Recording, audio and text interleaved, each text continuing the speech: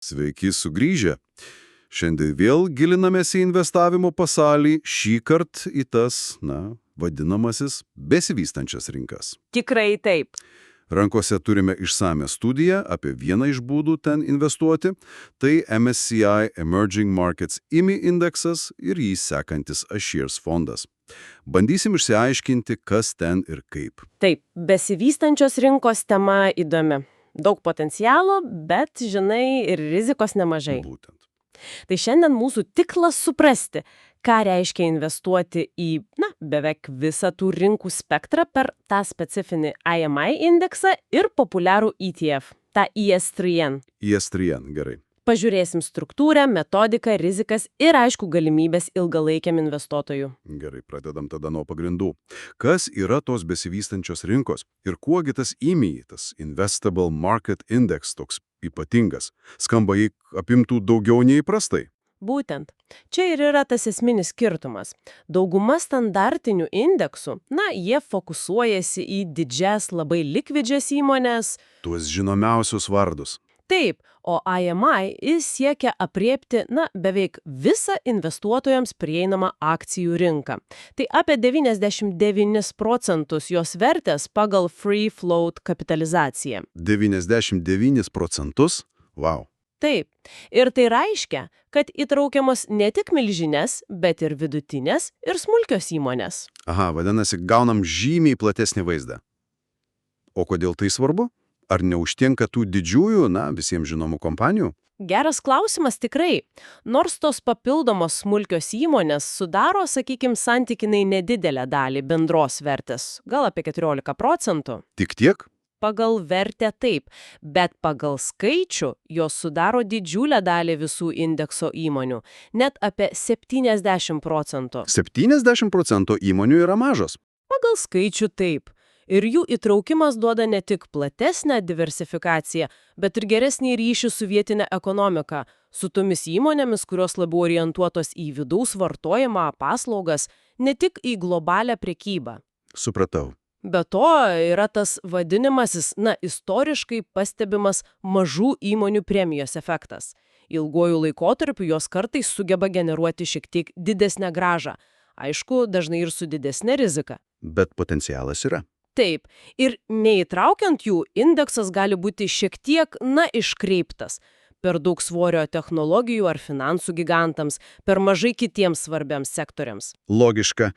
Tai MSCI stengiasi apriepti viską, bet kaip MSCI nusprendžia, kuri šalis yra besivystanti, o kuri jau, tarkim, išsivystusi? Ir kas konkrečiai ten patenka į tą didžiulį IMI indeksą? MSCI taiko aiškią metodiką. Vertina šalies ekonomikos lygį, rinkos dydį, likvidumą ir ypač svarbu, ar ji pakankamai atvira ir prieinama užsienio investuotojams. Prieinamumas, aha. Šiuo metu indekse yra 24 šalis, bet čia yra įdomus niuansas, pavyzdžiui, su Pietų Korėja. Pagal ekonomiką jis seniai prilygsta išsivysčiusioms šalims. Tikrai, Samsungas, Hyundai. Būtent. Bet MSCI ją vis dar laiko besivystančią dėl tam tikrų rinkos priegos ypatumų. O kitas didelis tiekėjas FTSE ją jau priskyrė prie išsivyščiusios. Čia svarbus skirtumas. Labai svarbus, ypač renkantis fondus. Pats IMI indeksas, kaip minėjau, apima apie 3100 įmonių.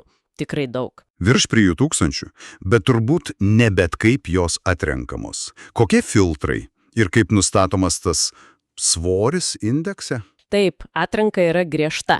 Yra minimalaus rinkos kapitalizacijos reikalavimas, skaičiuojančiant tik tą free float, laisvai prekiaujamų akcijų vertę. Tik tai kas realiai prekyboj.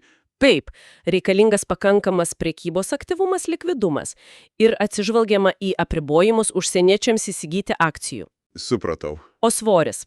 Jis proporcingas įmonės free float rinkos kapitalizacijai. Dėl to viršūnėje natūraliai atsidūrė gigantai.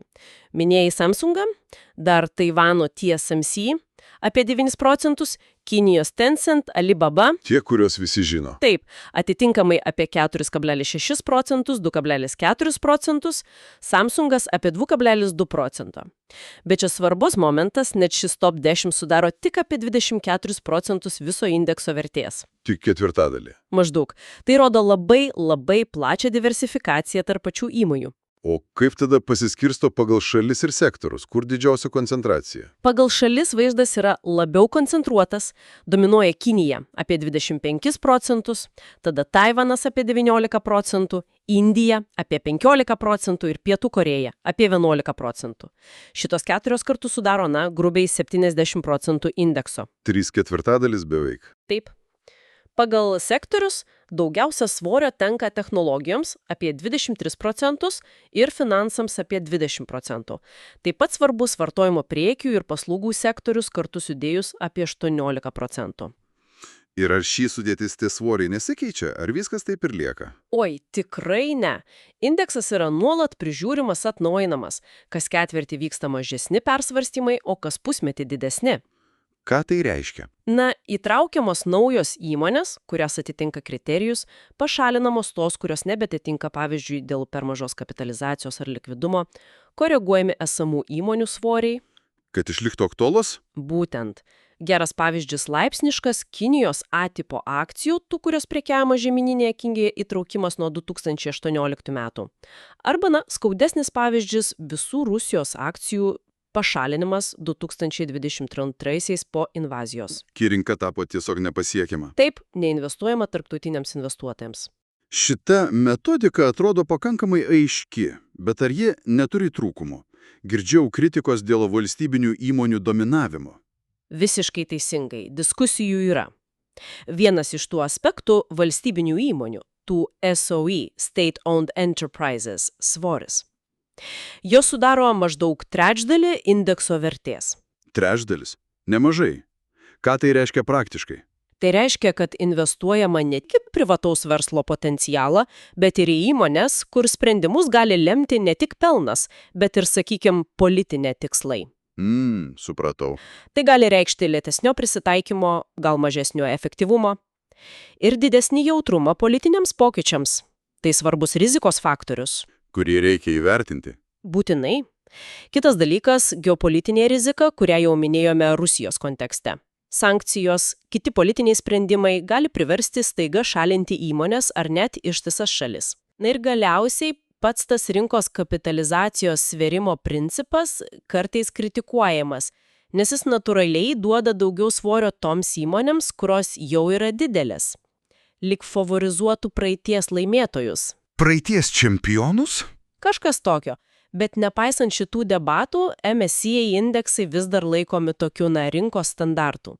Gerai, supratome. Kaip tas platusis MSCI EMI indeksas sudaromas? Su visais niuansais, mažom įmonėm, valstybinėm, bet kaip paprastam investuotojui prie viso šito prieiti? Čia turbūt ir atsiranda tas iShares ES3N fondas. Būtent, čia jis ir žengia į sceną.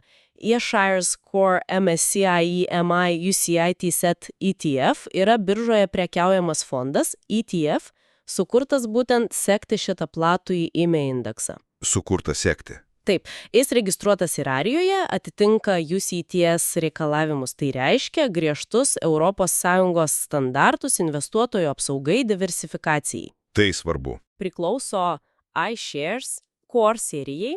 Ji orientuota į ilgalaikius investuotojus, kurie ieško pagrindinių nebrangų portfelio dalių.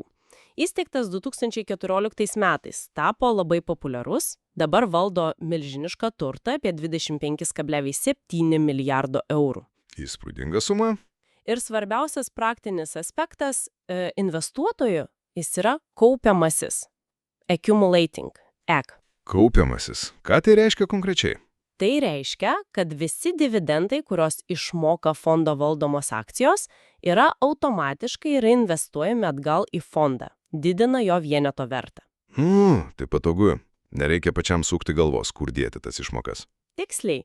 Ir mokestinė prievola Lietuvoje atsiranda tik tada, kai fondo vienetai parduodami su pelnu, kol laikai jokių mokesčių nuo tų reinvestuotų dividendų. Gerai. O minėjai Airiją. Ar dar kažkas svarbu? Valiutos? Taip, svarbu žinoti, kad šis fondas neapsauga nuo valiutų kursų svyravimo. Rizika nėra hedžiuojama. Tai euras stiprėja mums blogiau, euras silpnėja geriau, taip? Iš esmės taip, valiutų kursai prideda kintamumo. Bet kaip šitas fondas sugeba taip tiksliai sekti tą milžinišką indeksą? 3000 akcijų visam pasaulyje. eShares naudoja metodą vadinamą fiziniu pilnu replikavimu. Fiziniu pilnu. Reiškia, perka viską. Taip, fondo valdytojai realiai nuperka visas, arba beveik visas į indeksą įeinančias akcijas, laikydamasi tų pačių proporcijų, kokios yra indekse. Skamba sudėtingai ir brangiai? Tai brangiausias ir sudėtingiausias replikavimo būdas, tiesa, bet jis užtikrina didžiausią sekimo tikslumą. Todėl fondo portfelio sudėtis yra praktiškai identiška pačios indekso sudėčiai. Minėjai, kad tai brangu. Bet kaip tada iShares sugeba pasiūlyti tokį regis mažą mokesčią? Šaltinyje minamas tik 0,18%. Tarar. Tai labai mažai. Taip, 0,8–19% bendrųjų išlaidų rodiklis per metus yra tikrai mažas tokiam kompleksiniam produktui. Jis apima visas valdymo, administravimo, saugojimo ir kitas išlaidas. Bet čia yra dar vienas įdomus dalykas – vertybinių popierų skolinimas. Skolinimas, ką tai reiškia? Fondas gali laikinai paskolinti dalį savo turimų akcijų kitiems rinkos dalyviams. Pavyzdžiui, instituciniams investuotojams, kurie užsiima arbitražu ar trumpalaikėmis pardavimo strategijomis ir už tai gauna pajamų. O papildomos pajamos fondai? Būtent. Ir maždaug 62,5% šitų pajamų grįžta atgal ir fondą. Taip dar labiau sumažinami efektyvūs kaštai investuotojai. Dėl šito mažo TIR ir pajamų iš skolinimo ISN reali grąža labai artimai seka indekso grąžą. Tas skirtumas tracking difference minimalus, kartais net būna teigiamas. Teigiamas. Tai fondas aplenkė indeksą. Būna ir taip, nežymiai, bet būna. Kas jei tas, kas pasiskolino, bankrutuoja? Suprantamas nerimas. Rizika nėra nulinė, bet jie valdoma labai griežtai. Pirmiausia, skolinama tik dalis portfelio, vidutiniškai apie 17% turto. Tik dalis. Taip, antra, reikalaujamas užstatas yra didesnis nei paskolintų akcijų verte, paprastai virš 105%. Dažniausiai tai būna labai likvidūs vertybiniai popieriai ar grynieji, laikomi atskiroje sąskaitoje. Užstatas didesnis? Ir trečia, pats fondo valdytojas, šiuo atveju BlackRock, kuris valdo iShares, suteikia garantiją, vadinamąją indemnifikaciją. Jie įsipareigoja padengti nuostolius, jei skolininkas neįvykdytų įsipareigojimų ir užstato nepakaktų. O, tai yra apsauga. Taip, istoriškai ši praktika pasiteisino kaip gana saugus būdas šiek tiek padidinti fondo grąžą, nors minimali kontrahento rizika žinoma išlieka. Gerai, grįžkim prie valiutų. Minėjai, rizika nehedžiuojama. Ar tai didelė problema, investuojant į tiek daug šalių?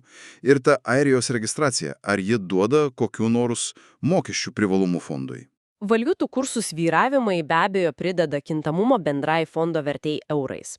Bet bandyti apsidrausti nuo šios rizikos, hedžuoti, būtų labai brangu. Ypač kalbant apie daugybę skirtingų EM valiutų su aukštomis palūkanomis. Per brangu būtų. Taip. Ilgojo laikotarpiu tikimasi, kad tas valiutų poveikis akcijų grąžai linkęs, išsilyginti. O dėl mokesčių fondo viduje Airijos registracija yra palanki. Airija turi daug gerų dvigubo apmokestinimo išvengimo sutarčių, pavyzdžiui, su JAV. Tai ką tai duoda? Tai reiškia, kad fondas moka mažesnį mokestį nuo JAV akcijų dividendų, nei mokėtų, tarkim, Liuksemburge registruotas fondas. Ir pats UCITS fondas Airijoje nemoka pelno mokesčio.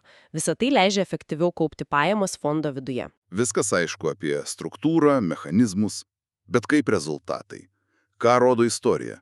Ar tos rinkos pateisino lūkesčius? O istorija čia labai pamokanti. Rezultatai yra itin cikliški. Pavyzdžiui, 2000-ieji iki maždaug 2010-ųjų buvo tikras aukso amžius besivystančioms rinkoms, ypač toms BRIC šalims. Prisimenu tą laikotarpį. Metinė grąža tada dažnai viršydavo 10%. Bet po to sekė, vadinamasis prarastasis dešimtmetis, maždaug nuo 2010 iki 2020, tada šitos rinkos smarkiai atsiliko nuo JAV akcijų, o metinė grąža siekė vos kelius procentus. Tik kelis procentus per metus. Taip, bet jei žiūrėtume į labai ilgą laikotarpį nuo pat MSCI EM indekso sukūrimo 1988-aisiais, vidutinė metinė grąža JAV doleriais siekia apie 80%. Bet kelios iki to buvo labai nelygus, per didžiulius kalnelius ir duobes. Minėjai duobes. Kiek gilos jos gali būti? Kokių nuosmukių tikėtis? Labai gilių metinis kintamumas, tas volatilumas čia gerokai didesnis nei išsivyščiusiose rinkose. Gali siekti 15% ar daugiau. Istorijoje buvo nuosmukių, kai indekso vertė krito 50%. 50. Ir net daugiau. Pats didžiausias kritimas buvo per 2008 pasaulinę finansų krizę. Tada EM indeksas prarado net apie 62% savo vertės nuo piko iki dugno. Minus 62. Įsivaizduoju, ką tai reiškia investuotojui. 1000 eurų virsta 380. Reikia plieninių nervų. Tikrai taip. Ir kas dar svarbu, po tokio didelio kritimo atsigavimas gali užtrukti ilgai. Po 2008 prireikėjo maždaug 90 metų, kol indeksas vėl pasiekė prieš krizę buvusi lygį. 10 metų laukti, kol išeisi ant nulio. Būtent. Konkretus Jesrion fondas, kadangi įsteigtas tik 2014 metais, didžiausią kritimą patyrė per COVID pandemijos pradžią 2020 kovą. Tada jo vertė buvo nukritusi maždaug 34%. Vis tiek nemažai. Tai tik dar kartą pabrėžė, investuojant į EM rinkas būtinas ilgas horizontas ir gebėjimas toleruoti didelius svyravimus. O kaip šitos rinkos juda palyginę su JAV ir Europą? Ar jūs juda kartu, ar gali padėti diversifikuoti? Juda panašia kryptimi, koreliacija yra gana aukšta, apie 0,8. Tai reiškia, kai kyla išsivyščiusios rinkos, dažniausiai kyla ir besivystančios ir atvirkščiai. Tai nelabai padeda diversifikuoti. Ne visai taip. Koreliacija nėra tobula, ne 1,0 ir, kas svarbiausia, ilgalaikiai ciklai dažnai nesutampa. Kaip minėjau, 2000-aisiais, kai JAV akcijos beveik neaugo, EM rinkos demonstravo puikius rezultatus, o 2010-aisiais atvirkščiai. Vienos kyla, kitos stovi vietoje, ar net krenta? Taip.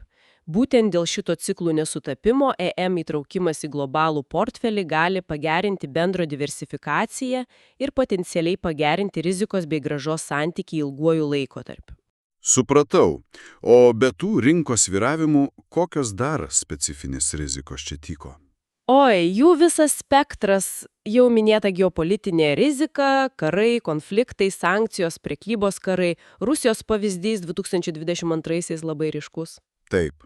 Tada reguliavimo rizika. Vyriausybės gali staiga pakeisti žaidimo taisyklės, prisiminkim Kiniją 2021-aisiais su technologijų sektoriumi. Griežti suvažymai. Būtent. Dar valiutų krizė rizika, ji gali nuvertinti investicijas eurais. Na ir galiausiai korporatyvinio valdymo standartai. Daugelį šių šalių jie žemesni nei vakaruose. Ką tai reiškia? Silpnesnė mažumos akcininkų apsauga, didesnė apskaitos klastojimo ar kitokių skandalų tikimybė. Visa tai yra neatsiejamo investavimo į EM dalis. Grįžkim prie tų indeksų palyginimo. Sakai, EM apima ir mažas įmonės. Bet ar tikrai verta rinktis šitą plačesnį EM, o ne tą paprastesnį standartinį MSCI EM indeksą? Gal tas papildomas plotis net sveria sudėtingumo? Čia toks strateginis pasirinkimas. IMI duoda maksimaliai platų rinkos atspindį tuos 199%, standartinis indeksas apima apie 85% rinkos kapitalizacijos, praleisdamas mažasias. Skirtumas 14 procentinių punktų aprėptyje. Taip. Nors tos mažosios, kaip sakiau, sudaro tik apie 14% vertės, jos sudaro 60% įmonių skaičiaus ir geriau atspindi vietinę ekonomiką.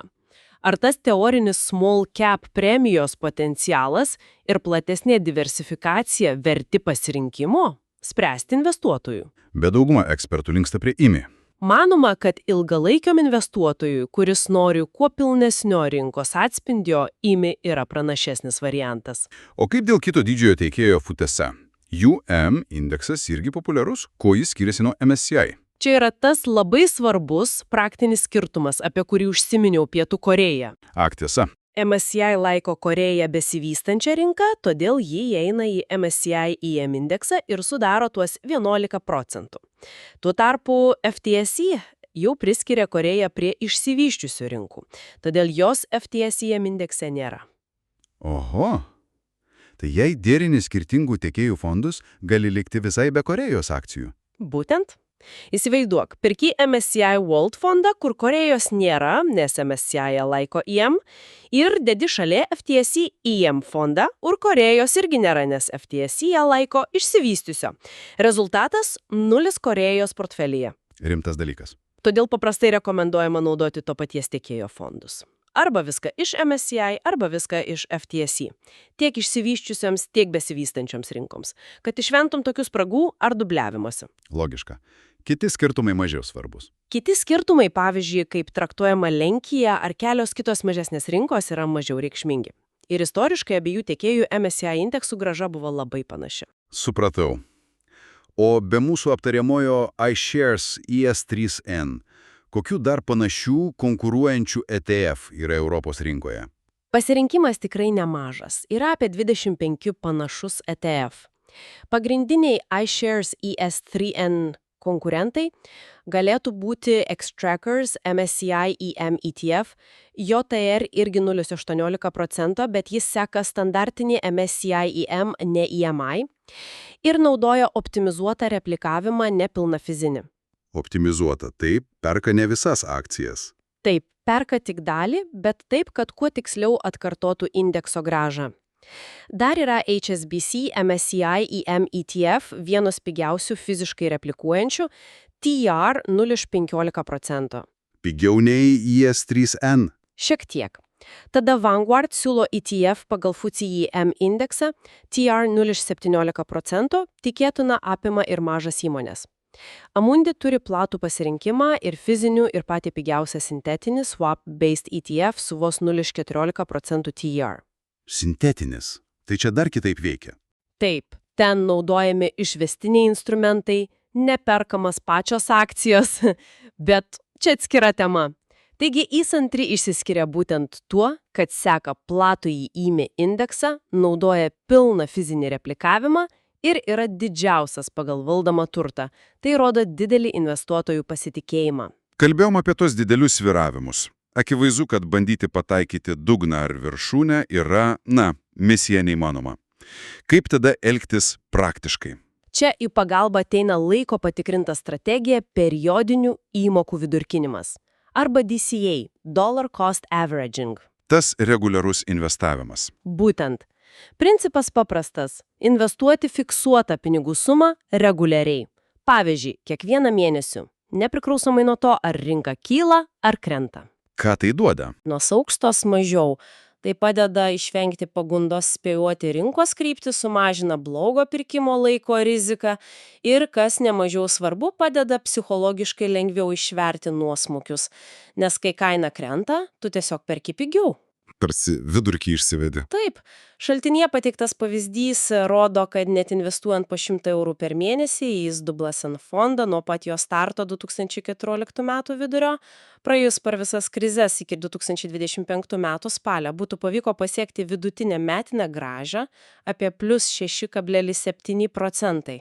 Nepaisant visų tų kritimų. Taip, nepaisant visko. O ar tai reiškia, kad reikėtų visą savo portfelį skirti tik šitam EM fondui? Oi, tikrai ne. Dėl tos didelės rizikos ir sviravimų besivystančios rinkos paprastai turėtų sudaryti tik dalį bendro investicijų portfelio. Tik dalį. Dažniausiai jos derinamos su investicijomis į išsivystusių šalių akcijas, pavyzdžiui, per MSCI World ar FTSE Developed indeksus sekančius fondus.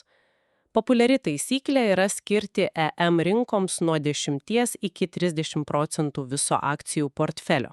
Pavyzdžiui, Klasikinis variantas galėtų būti 80% į globalų išsivystyšiusių rinkų fondą ir 20% į besivystančių rinkų fondą kaip ES3N. 80-20. Taip. Ir svarbu nepamiršti periodiškai, sakykime, kartą per metus perbalansuoti portfelio, parduoti dalį labiau pakilusios turto klasės ir nupirkti daugiau atsilikusios, kad išlaikytum norimas proporcijas. Kad nepradėtų dominuoti viena dalis. Tiksliai. Dar trumpai apie mokesčius Lietuvoje. Kaip su pelnu iš to fondą? Kadangi fondas kaupiamasis, kaip minėjome, kol jo vienetų neparduodi, jokių mokesčių nėra. Tik pardavus brangiau nei pirkai, nuo gauto pelno reikia sumokėti 15% gyventojų pajamų mokestį, GPM. 15% nuo pelno. Taip, tiesa. Yra nedidelė lengvata, GPM mokamas tik nuo tos pelno dalies, kuri per kalendorinius metus viršyje 500 eurų. 500 eurų per metus neapmokestinama. Teisingai. Tai labai patogu ilgalaikiam kaupimui. Paveldėjimo atveju taikomas ne GPM, o nedidelis paveldėjimo mokestis, jei paveldimo turto vertė viršyje nustatytą ribą. Paskutinis, bet svarbus dalykas – tvarumas. ESG. Aplinkosauga, socialinė atsakomybė, valdysena. Ar šitas standartinis ES3N atsižvelgia į tai? Standartinis MSCI EMI indeksas, o kartu ir jį sekantis ES3N fondas, neturi integruotų ESG filtrų. Jokių. Ne. Tai reiškia, kad fondas investuoja į visą rinką pagal jos dydžį ir likvidumą, neatsižvelgdamas į įmonių veiklą ESG požiūriu. Todėl į fondo sudėtį patenka ir įmonių iš, tarkim, naftos, dujų, anglies sektorių, ginklų gamintojai, tabako kompanijas. Viskas iš eilės. Taip pat tos pačios valstybinės įmonės, kurių valdysenos praktika kartais kelia klausimų. Investuojama į rinką tokią, kokia ji yra. O su kokiom pagrindiniam ESG problemom susiduriama būtent IR rinkose? Jūs turbūt aštresnės. Dažnai taip. Tai ir didesnis poveikis aplinkai, didesnis anglies pėdsakas, mažesnis dėmesys taršai ir socialiniai klausimai, darbo sąlygos, žmogaus teisės ir valdysenos problemos, korupcijos rizika, politinė įtaka verslui, silpna akcininkų teisų apsauga. Ta valdysena turbūt ypač aktuali dėl tų valstybinių įmonių. Tikrai taip, tas didelis SOI svoris tiesiogiai susijęs su G rizika arba, pavyzdžiui, teisinė rizika dėl tų vadinamųjų VIE struktūrų Kinijoje. Per jas užsienio investuotojai gauna prieigą prie tam tikrų sektorių, bet tai nėra tiesioginė nuosavybė, kas kelia papildomų klausimų. Tai ką daryti investuotojui, kuriam tie ESG aspektai svarbus? Rinktis kitokį fondą? Čia nėra vieno teisingo atsakymo. Tai asmeninis pasirinkimas. Viena galimybė – ieškoti specializuotų ESG fondų. Jie taiko filtrus, atmeta prieštaringasias įmonės ar sektorius. Tokių fondų atsiranda vis daugiau. Bet jų grąža gali skirtis nuo rinkas. Taip.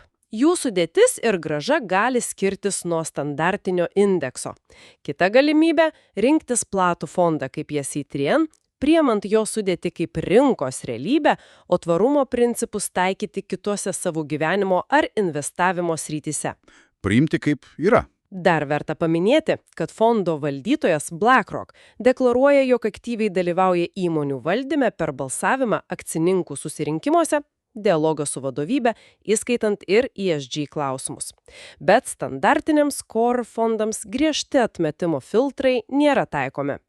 Atrodo, aptarėm tikrai daug. Apibendrinant, ar galima sakyti, kad MSCI MEMI indeksas ir ES3N fondas yra geras, nors ir sudėtingas įrankis ilgalaikiam investuotojui? Taip, manau, tai galingas ir efektyvus įrankis gauti plačią prieigą prie viso M potencialo su labai mažais kaštais. Bet raktinis žodis čia suprasti ir priimti rizikas. Visas tas paketas. Būtent. Tai apima ne tik didelius rinkos sviravimus, bet ir geopolitinius netikėtumus, valiutų riziką, specifines valdymo problemas ir tą faktą, kad investuojama į rinką tokią, kokia ji yra, su visais jos socialiniais ir aplinkosauginiais iššūkiais. Ką reikia daryti, kad pavyktų? Disciplina, ilgas investavimo horizontas, periodinių įmokų strategija ir adekvatus šios turto klasės svoris portfelyje – tai būtinos sąlygos, norint sėkmingai pasinaudoti M augimo potencialu. Šiandienos pokalbis atskleidė daug techninių detalių, bet klausant atrodo, kad investavimas į besivystančias rinkas yra, daugiau nei tik finansinis sprendimas. Išties. Kai investuojame į šias rinkas per tokį platų fondą, mes netiesiogiai tampame dalininkais tūkstančiuose įmonių. Jos veikia labai skirtingose kultūrose, aplinkose. Tampame dalimi viso to. Taip. Tai ne tik galimybė prisidėti prie ekonomikos augimo tose šalyse, bet ir tam tikra prasme susidūrimas su jų socialiniais, politiniais, aplinkosauginiais iššūkiais. Galbūt verta skirti akimirką apmąstymui ne tik apie finansinę grąžą. Bet ir apie platesnį poveikį. Būtent apie tai, kokį platesnį pėdsaką, sąmoningai ar ne, paliekia mūsų investicijos besivystančiame pasaulyje. Čia klausimas, į kurį nėra vieno atsakymo. Jis priklauso nuo kiekvieno individualių vertybių. Labai įdomi mintis pabaigai. Ačiū už šią išsame ir, sakyčiau, provokuojančią diskusiją. Ačiū Jums. Tikimės, kad šis gilesnis žvilgsnis į besivystančių inkų investavimo subtilybes buvo naudingas. Iki kitų kartų.